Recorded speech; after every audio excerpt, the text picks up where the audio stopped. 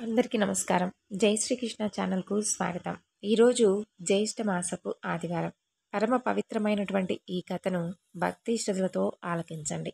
భక్తులారా, మనస్సును నిర్మలంగా ఉంచుకొని వినండి. ఈ చరిత్ర మాటి మాటికి వినేందుకు అమృతం వలె ఉంటుంది. శ్రీపురం అనే గ్రామంలో మధుసూదనుడు అనే ఒక బ్రాహ్మణుడు ఉండేవాడు. అతను బాగా దరిద్రుడు అవడం వలన భిక్షమెత్తుకొని జీవిస్తూ ఉండేవాడు. ఆ బ్రాహ్మణుడకు ఒక కొడుకు కూడా జన్మిస్తాడు. ఇక తల్లి ఆమెకు పాలు సరిపోనందున పిల్లవాడు బాగా కృషించిపోతూ ఉండేవాడు.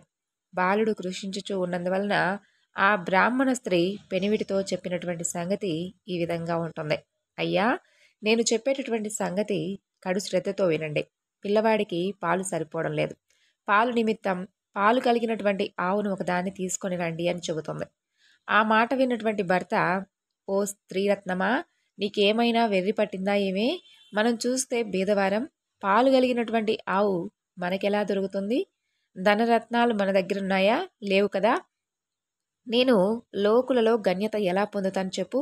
ఎవరికైతే ధన సంపదలు కలిగి ఉంటాయో వారికే కదా ఈ లోకమంతా కూడా మర్యాదలు చేస్తారు. వారికే అందరూ భయపడతారు. నా వంటి బీదవాడిని ఎవరు అడుగుతారు అంటూ ఆ బ్రాహ్మణుడు సమాధానం చెబుతాడు. అప్పుడు భార్య బాగా దుఃఖిస్తూ, ఓ బ్రహ్మదేవుడా, మా వంటి బీదవారింట్లో ఈ బిడ్డను అసలు ఎందుకు పుట్టించావు? ఏం తిని ఈ బిడ్డ బ్రతుకుతాడు?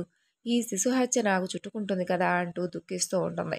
ఆ పిల్లవాడి ఘోష చూసి ఏం చేయాలో తోచక ఆ బ్రాహ్మణుడు చింతాక్రాంతుడై విచారించి తన ఇంట్లో ఉన్నటువంటి కమండలము, అలా వగైరా చిల్లర సామానులతో సంతలో అమ్మివేసి అమ్మినటువంటి కొంత సొమ్ములో 50 రూపాయలు జాగ్రత్తగా పట్టుకొని వచ్చి భార్య చేతికిస్తాడు. అప్పుడు ఆమె ఆ సొమ్మును పట్టుకొని సంతోషించి పెనివిటిని చూసి, అయ్యా, ఈ సొమ్మును తీసుకొని వెళ్ళి పాలు కలిగినటువంటి ఆవును ఒకదాన్ని తీసుకొని రా అని చెబుతుంది. తన భార్య చెప్పినటువంటి మాట ప్రకారం ఆ బ్రాహ్మణుడు ఆ రూపాయలు పట్టుకొని గ్రామానికి తిరుగుతూ ఉంటాడు. అలా తిరుగుతూ పెద్ద భాగ్యవంతుడైనటువంటి ఒక షావుకారు ఉండేటటువంటి గ్రామానికి వెళతాడు. ధనధాన్యాలు కలిగి కుబేరుడితో సరిసమానంగా ఆ షావుగారు ఉంటాడు. ఆవులు అతని యొక్క శాలలో నిండా ఉంటాయి. దైవ ఘటన మాత్రం వేరే ఉంటుంది. అదేమిటంటే, ఆ యొక్క షావుకారు ఉండేటటువంటి ఆ షావుకారుకు కలిగినటువంటి ఆవుల్లో బోధ అనేటటువంటి ఒక ఆవు ఉంటుంది. అది బాగా దుష్ట బుద్ధి కలిగినది. పైకి ఎక్కడికైనా మేతకెళితే పరుల వ్యవసాయంలో చొరబడి ఆ యొక్క మేతను తినివేస్తూ ఉండేది. అలా ఒక రోజున చూస్తూ ఉండగానే ఒక పేదవాడి పొలంలో పడి మేతంతా కూడా తింటూ ఉంటుంది. అది చూసినటువంటి ఆ షావుకారు అతి కోపంతో ఏమనుకున్నాడంటే, దీని ముఖం కూడా చూడకుండా ఈ ఆవుని ఇప్పుడే అమ్మివేస్తాను. ఇది విలువ కలిగినటువంటి ఆవే.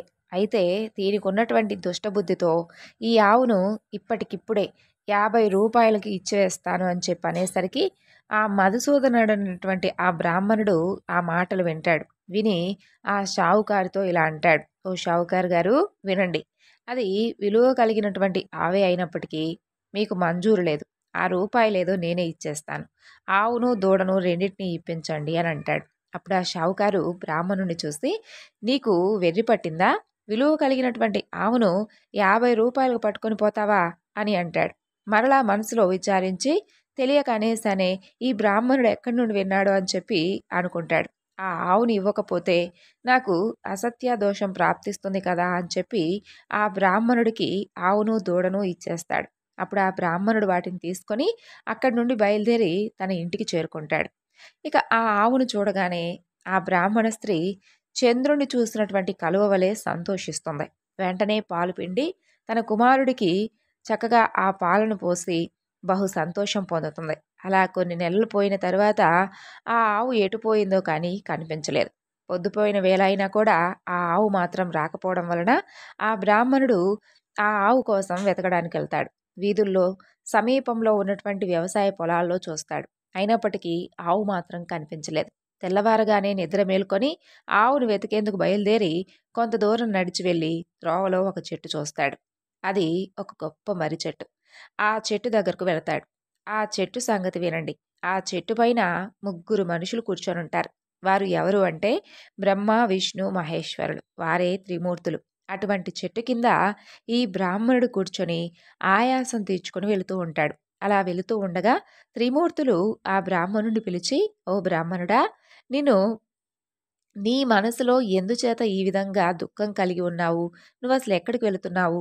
ఆ సంగతేమిటో మాతో చెప్పమని" అడుగుతారు. అప్పుడు ఆ బ్రాహ్మణుడు 2 చేతులు జోడించి, "అయ్యా! నేను బీదవాడను. భిక్షమెత్తుకొని బ్రతికేవాడిను. నాకొక ఆవుంది. అది కనిపించడం లేదు. ఈరోజు శ్రీపురం సంత జరుగుతుంది కదా! ఆ సంతకు పోయి ఆవును వెతకాలి. ఎందుకంటే ఎవరైనా దొంగిలించి తీసుకుపోయిన ఎడల ఆ సంతలోనే కదా అమ్ముతారు" అంటూ, "ఓ త్రినాథ స్వాములారా! ఇది నా వృత్తాంతం" అంటూ ఆ బ్రాహ్మణుడు తన యొక్క వృత్తాంతం చెబుతాడు. అది విన్నటువంటి బ్రాహ్మణుడకు త్రిమూర్తులు ఏమని చెబుతారంటే, "ఓ బ్రాహ్మణుడా! నువ్విప్పుడు సంతకు వెళుతున్నావు కదా! మా నిమిత్తం ఏమైనా కానీ కొన్ని దినుసులను తీసుకొని రాగలవా?" అంటూ త్రిమూర్తులు చెబుతారు. అప్పుడు ఆ బ్రాహ్మణుడు, "మీకేం దినుసులు కావాలి?" అని అడుగుతాడు. అప్పుడు త్రిమూర్తులు, "ఒక పైసా ఆకు, ఒక పైసా ఆకు వక్కలు, ఒక పైసా నూనె, గంజాయి మాత్రం తీసుకొచ్చి ఇవ్వమని" చెబుతారు. అది విన్నటువంటి ఆ బ్రాహ్మణుడు, "ఓ త్రిమూర్తులారా! నాకసలు పైసలెక్కడున్నాయి? నాకు పైసలెక్కడ దొరుకుతాయి? నేనేమో బీద బ్రాహ్మణుడను. భిక్షమెత్తుకొని జీవించేవాడిను" అని చెబుతాడు. అప్పుడు త్రిమూర్తులు, "ఓ బ్రాహ్మణుడా! విను. అదిగో అటు చూడు. అక్కడ రెల్లు పొద కనిపిస్తుంది. దాని మొదలు 3 పైసలున్నవి" అని చెబుతాడు. ఆ మాటలు విని ఆ బ్రాహ్మణుడు వెళ్ళి రెల్లి పొద మొదలు చూసేసరికి అక్కడ 3 పైసలుంటాయి. ఇంకా ఏమైనా ఉంటాయేమోనని ఆ చెట్టును ఇంకా పైకి తీసి చూస్తా ఉంటాడు. అది చూసినటువంటి త్రినాథుల వారు, "ఓ బ్రాహ్మణుడా! నీకేమైనా వెర్రి పట్టిందా? అందులో పైసలు లేవు. ఎంత దొరికిందో అంతే తీసుకొని వెళ్ళు" అని చెబుతారు. అప్పుడు ఆ మాటలు విని బ్రాహ్మణుడు అక్కడి నుండి వెళ్ళిపోతాడు. అలా కొంత దూరం వెళ్ళి వచ్చి ఆ చెట్టు కింద నిలిచి చేతులు జోడిస్తాడు. అది చూసినటువంటి త్రిమూర్తులు, "తిరిగి మరలా ఎందుకొచ్చావు?" అని అడుగుతారు. దానికి ఆ బ్రాహ్మణుడు, "మీరు చెప్పినటువంటి వస్తువులు దేనిలో తీసుకొని రావాలి?" అని అడుగుతాడు. దానికి త్రినాథులు, "నీ గావంచాలో తీసుకొని రమ్మని" చెబుతారు. అది విన్నటువంటి ఆ బ్రాహ్మణుడు, "నూనెను గావంచాలో ఎలా వస్తుందండి? మీరు జగత్కర్తలు కదా!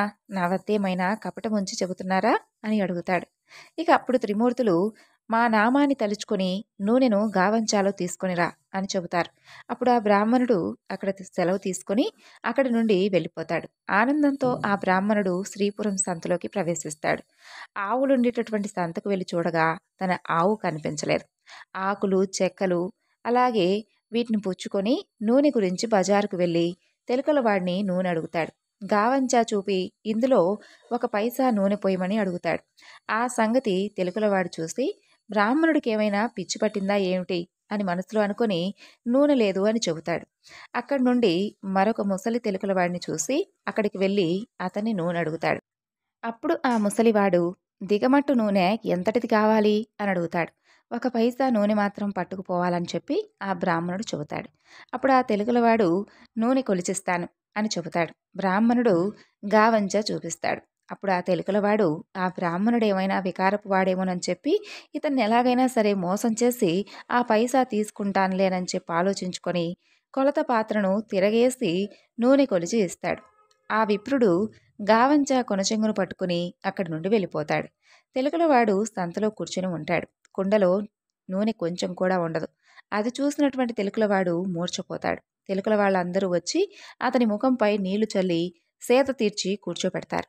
అతనికి తెలివి రాగానే అసలు ఏమిటి, ఏం జరిగిందని అడుగుతారు. అప్పుడు అతనిలా చెబుతాడు, "ఏమని చెప్పానయ్యా? ఎక్కడి నుండో కానీ ఒక బ్రాహ్మణుడు వచ్చి నూనె గిద్దెడు కన్నాడు. ఇప్పుడే అటుగా వెళ్ళిపోయాడు. అతను వెళ్ళిన తర్వాత కుండలో చూస్తే నూనె లేదని చెప్పి బాగా విచారిస్తాడు. అప్పుడు మిగిలిన వారు, "విప్రుడా! అయితే మా దగ్గరకు కూడా ఒక ఆయన వచ్చాడు. మమ్మల్ని కూడా నూనె అడిగాడు. మేం లేదని చెప్పగా వెళ్ళిపోయాడు. ఆ తరువాత ఇలా మీ దగ్గరకు వచ్చినట్లున్నాడు" అంటూ అందరూ వివరించి చక్కగా అక్కడి నుండి ఆ విప్రుడి వద్దకు పరిగెత్తుకుంటూ వెళ్ళి, "ఏం చెబుతున్నారంటే, ఓ బ్రాహ్మణుడా! మీరు చమురు కొని తీసుకొని వచ్చారు కదా! అది తక్కువగా ఉంది. పూర్తిగా ఇచ్చివేస్తాం. మిగతాది కూడా పట్టుకొని వెళ్ళండి" అని చెబుతారు. ఆ పలుకులు విని విప్రుడు అక్కడికి వస్తాడు. వచ్చిన తర్వాత ఎప్పటి వలె దుత్త భర్తీ అవుతుంది. అది చూసినటువంటి తిలకలవాడి ముఖంలో ఆనందం చెప్పడానికి శక్యం కాకుండా ఉంటుంది. అప్పుడు కొలత పాత్ర పట్టుకొని తిలకలవాడు చమురును జాగ్రత్తగా కొలిచిస్తాడు. విప్రుడు గావంచాలో చమురు ఉంచుతాడు. అది పట్టుకొని ఆ విప్రుడు అక్కడి నుండి వెళ్ళిపోతాడు. తరువాత త్రినాదుల వద్దకేకి వారి దినుసులు వారికి ఇచ్చివేసి వారిని సెలవడుగుతాడు. సెలవడగ్గానే త్రిమూర్తులు విప్రుడితో, ఓ ద్విజుడా, నీ కష్టాన్ని చూసి మా మనసులో దయ కలిగింది. ఒక మాట చెబుతాము విను. నీవు కనుక త్రినాదుల సేవ కనుక చేశావంటే నీకున్నటువంటి దరిద్రమంతా పటాపంచులై అధిక సంపదలు కలుగుతాయని త్రినాదులు చెబుతారు. అది విన్నటువంటి విప్రుడు, స్వామి, ఏ ద్రవ్యాలతో మిమ్మల్ని పూజించాలి అని అడుగుతాడు. అప్పుడు త్రినాదులు, ఓ ద్విజుడా, విను. మా పూజకేమీ అధికమైనటువంటి వ్యయం అక్కర్లేదు. కొంచెంతో మేము తృప్తి పొందుతాం. ఇప్పుడు నువ్వు తెచ్చినటువంటి ఈ 3 పైసలు ఖర్చు చాలు. త్రిమూర్తుల యొక్క ద్రవ్యం కూడా అంతే. మాకు చేయవలసింది కూడా అంతే. 3 మట్టి పాత్రలు చేసి రాత్రి తొలిజాములో నీ ఇంట్లోకి స్నేహితులను పిలిచి పూజా ద్రవ్యాలను తెచ్చి అక్కడ ఉంచి ఈ వ్రతాన్ని చెయ్యాలి. నీ సకల పాపాలు హరించుకుపోతాయి అని చెబుతారు.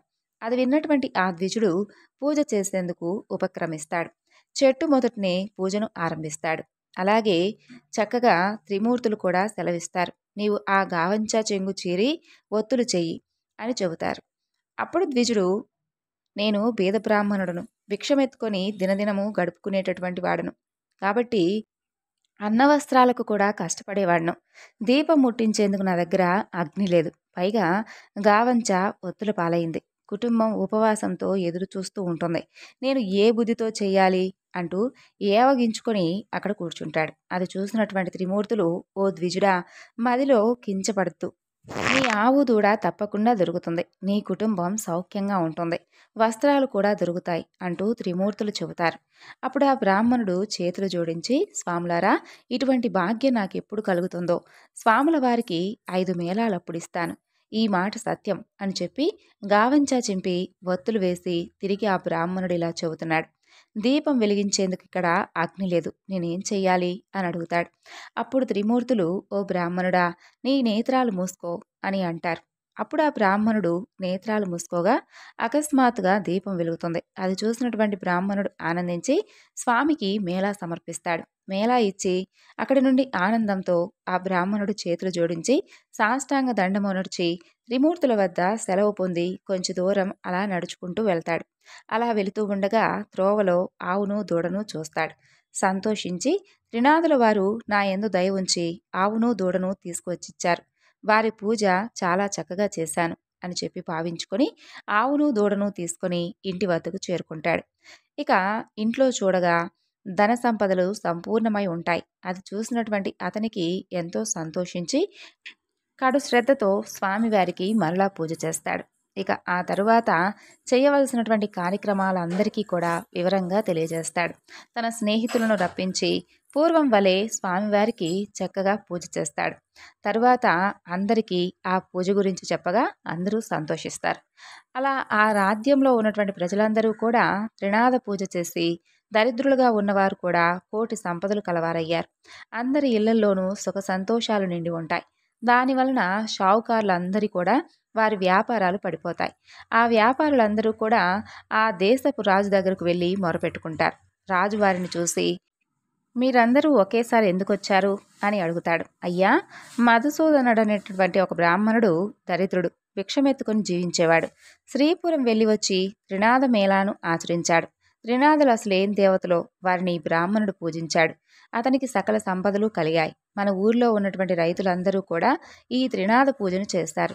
గుడ్డివారు, కుంటివారు అందరూ కూడా స్వామివారి పూజ చేశారు. అందరూ కూడా మోక్షాన్ని పొందారు. తన ధాన్యాలు కలిగి కుబేరుడితో సమానమైపోయారు. అందువలన మా వ్యాపారాలన్నీ పోయాయి. క్రయ విక్రయాలు ఎలాగ జరుగుతాయి ఇక చెప్పండి అంటూ ఆ రాజుతో మొరపెట్టుకుంటారు. ఆ రాజు విని చాలా కోపం తెచ్చుకొని సకల జనులను పిలిపించి కోపంగా ఇలా చెబుతాడు. త్రినాదులు దేవతలా? అసలు ఏం దేవతలు? వారిని మీరు ఎలా పూజిస్తున్నారు?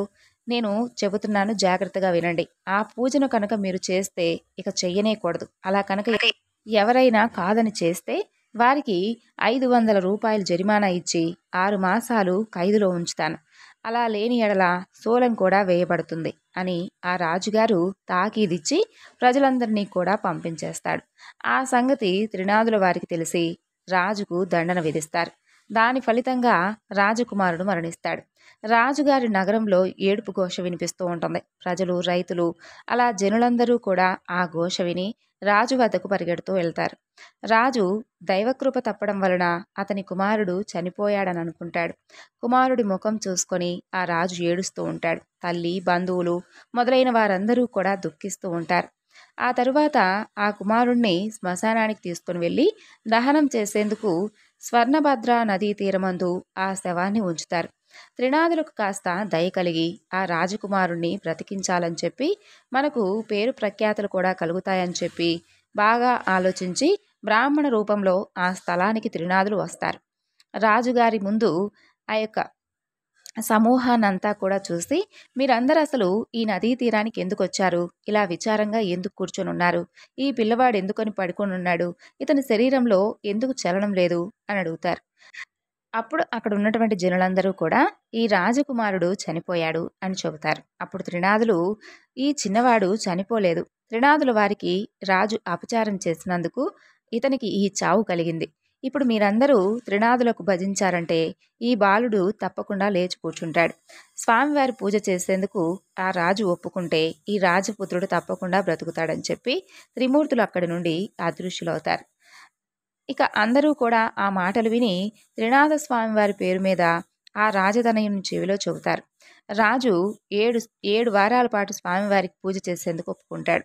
అలా ఒప్పుకోగానే ఆ రాజతనయుడు లేచి కూర్చుంటాడు. అది చూసి అందరూ సంతోషిస్తారు.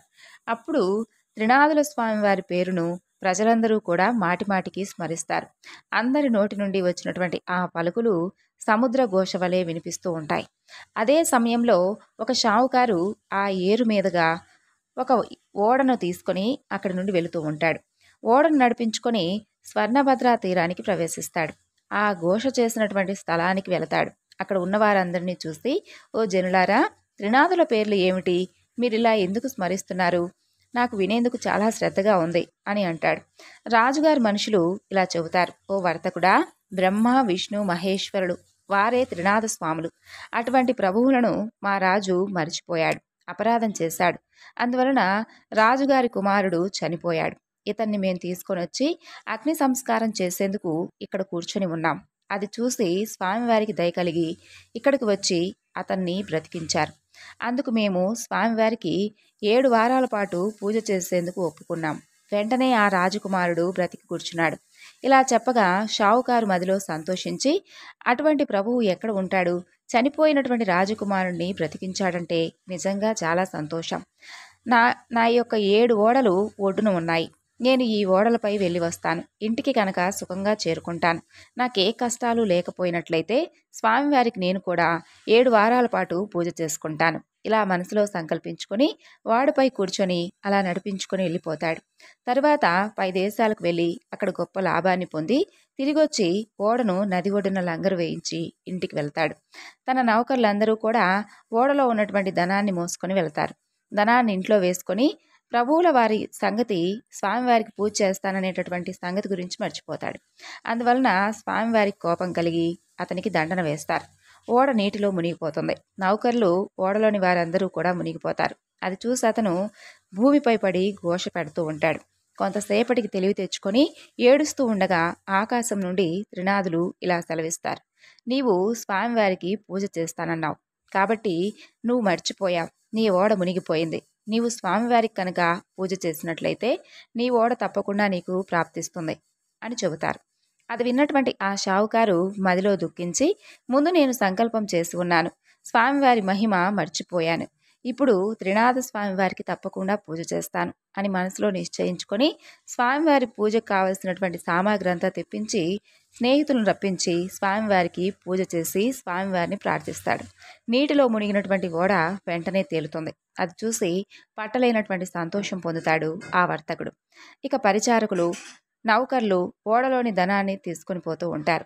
ధనం మోయించి షావుకారింట్లో ప్రవేశిస్తారు. తర్వాత ఆకులు, చెక్కలు అంతా కూడా స్వామివారికి పూజగా సమర్పించి సాష్టాంగ దండ ప్రణామాలు ఆచరిస్తారు.